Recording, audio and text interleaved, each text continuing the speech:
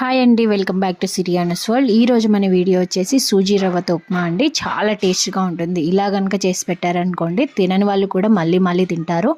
ఇప్పుడు ప్రాసెస్లోకి వెళ్ళిపోదాం. ముందుగా స్టవ్ వెలిగించుకొని ఒక మంటపాటి కడాయి పెట్టుకొని అందులో 3 టేబుల్ స్పూన్ ఆయిల్ వేసి పోపు గింజలు, పల్లీలను, అలానే సన్నగా తరిగి పెట్టుకున్న ఆనియను, కరివేపాకు వేసి బాగా వేయించుకోవాలి. అలానే సన్నగా తరిగి పెట్టుకున్న వెల్లుల్లిని కూడా ఒక రెండు వెల్లుల్లిని కూడా వేసి వేయించుకోండి. అందులోనే సన్నగా తరిగి పెట్టుకున్న క్యారెట్ ముక్కలు, టమాటో ముక్కలను వేసి ఒకసారి కలుపుకొని అందులోనే కొంచెం పసుపు, కొంచెం టేస్ట్కి సరిపడినంత సాల్ట్ వేసి బాగా ఫ్రై చేసుకొని ముందుగానే నేను ఇక్కడ 1 కప్పు సూజీ రవ్వ తీసుకొని ఇందులోనే వేసి బాగా ఫ్రై చేసుకున్నాక ముందుగానే వాటర్ అనేది హీట్ చేసుకొని పక్కన పెట్టుకున్నాను. హీట్ అయిన వాటర్ని 1 కప్కి 2 కప్ వాటర్ వేసి బాగా కలుపుకొని మీడియం ఫ్లేమ్లో ఒక 5 నిమిషాల పాటు ఉడికించుకొని దింపేసుకుంటే అంతే అండి. Easy process. మీరు ట్రై చేయండి.